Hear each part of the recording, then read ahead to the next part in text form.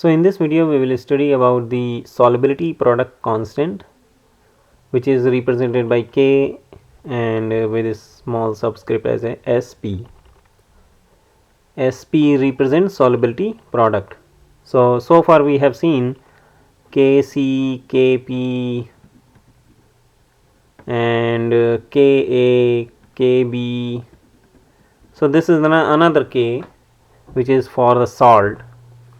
And before understanding the solubility product, I just want to give you one recap for the types of the salts. So in case of the type of the salts, you must memorize and remember this slide, that if a salt is made up of from a strong acid and a strong base, salt will be neutral. If the weak acid and strong base salt will be formed, it would be basic salt. And if a salt is made from the strong acid and weak base, it would be acidic salt. And if the weak acid and weak base are salt is forming, then go either way, must calculate. So for an example, here we have sodium carbonate, and once will dissociate into ions, there will be two sodium ion and carbonate ion. Sodium ion is coming basically from sodium hydroxide, which is strong base. Carbonate ion is also coming from the carbonic acid, which is the weak acid. So this is the weak acid and strong base salt. So weak acid and strong base means this will be a basic salt. So once we will dissolve the sodium carbonate into water, we will get the basic solution. Sodium chloride is coming from is dissociating into sodium ion and chloride ion. It will dissociate into, so it is sodium ion is coming from the sodium hydroxide, and which is strong base. Chloride ion is coming from the HCl, which is a strong acid. Once they will, so strong acid and strong base salt will give the neutral solution. There will be no change in the pH. And here is a methyl ammonium chloride. So methyl ammonium chloride is basically chloride ion. It will dissociate into chloride ion and methyl ammonium ion, so which is coming from the methylamine and HCl. So methylamine is a weak base and is a strong acid. So strong acid and weak base means the resulting solution will be acidic. So just recap some type of the salts and their solubilities also to understand this topic. And now let's come back to our main topic, which is solubility product constant. So the solubility product constant is a heterogeneous reaction which involve the dissociation or precipitation of ionic compound. So for an example, if we have XY representing the solid, and this is representing like a salt, and if it dissociate, basically it is showing here in equilibrium, and if it is dissociating into ions X minus and Y minus, then we can write the Ksp for the solubility product, which is a product divided by reactant. So remember the Kc, how we were calculating product concentration divided by reactant concentration, right? But here we have reactant as a solid, and we do not include solid in the equilibrium. So because this is a heterogeneous reaction, that is why Ksp will be only for ions which are in aqueous solution. So cation and anion concentration only. So the Ksp is the equilibrium constant associated with the solubility product. So let's see how we represent. So Ksp solubility product constant. If Ksp is small, so this Ksp is exactly same, work as a same as we have seen. K, if K is small than 1, is smaller than 1, means solubility, it will ionize as less, and if K is more than 1, it will be product favor, or it will ionize as more. So Ksp is small. If it is less than 1, reaction equilibrium favor the reactant and indicates that the compound is not very soluble, right? So it will be reactant favor, reactant favor, reactant favor. And if Ksp is very large or large, it means equilibrium favor the product, favor the products. So very soluble. For an example, sodium chloride, Ksp is very large, that is why it's basically it is more than 1, so it will soluble in the water very quick. And if you see some these kind of calcite or in the some rock deposition, so here these salts have Ksp very slow or very small, less than 1. That is why you can see salt formation in some cave. So another way how we can write the Ksp. So writing the Ksp, how we will calculate. So writing the Ksp expression in the following compound. So here you can see this is calcium fluoride, and once we dissociate, you have to memorize that we have to follow the crossover rule.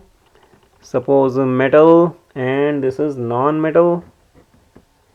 If metal have +2 plus charges and non-metal have 3 minus charge, then we cross over their charges as a subscript, and the molecular formula will become M3 and NM2, right? So we have to do the same thing here.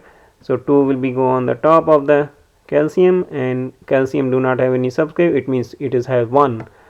So calcium fluoride will dissociate into calcium 2 plus, which will be in aqueous, and plus 2 fluoride minus, which is aqueous, this will also be. And if we have to write the Ksp for this compound, for this product, so Ksp will be product divided by reactant, but product we have only calcium ion 2 plus and multiplied by fluoride ion, and this 2 will go on the power, right? And then for the same way, silver sulfate will ionizes into 2 silver ion plus sulfate ion minus Ksp for this equilibrium will be Ag plus raised power 2, because it have 2 cations, and sulfate ion minus. For the calcium phosphate, here calcium has 3, so this 3 will be on the top and 2 will go on the calcium side. So there are 3 calcium ion, and each calcium have plus 2 ionic charge, and phosphate PO4. So there are how many PO4? There are 2 PO4, basically 2 PO4 minus. So Ksp for this compound will be equal to calcium 2 plus raised power 3 and phosphate ion minus 3 minus raised power 2. So these are the example for expression, writing expression of the solubility product. Now we will see some terminology and understanding the what is the difference between the solubility and solubility product. So solubility is defined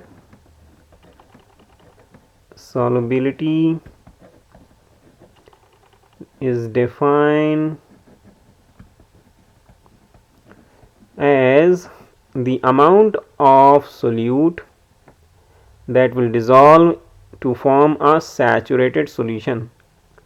Expression in the unit will be gram per liter, mole per liter, milligram per liter, ml, or any basically mass over volume.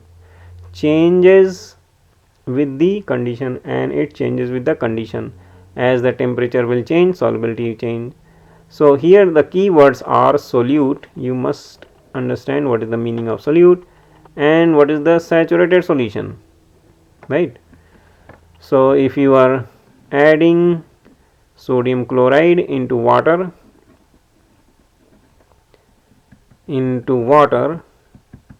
so sodium chloride will be solute, and saturated solution will be this water and sodium chloride solution. So keep adding at certain temperature, suppose 25 degrees Celsius, you are adding only 10 is or 5 spoon of in 100 gram of water. So solubility of, and to make the saturated solution, so the solubility of this salt will be at 25 degrees Celsius will be 5 spoon per 100 gram of water at 25 degrees Celsius. So this is the one definition, and the another definition of the solubility products. So what is the difference between solubility product, which is the Ksp,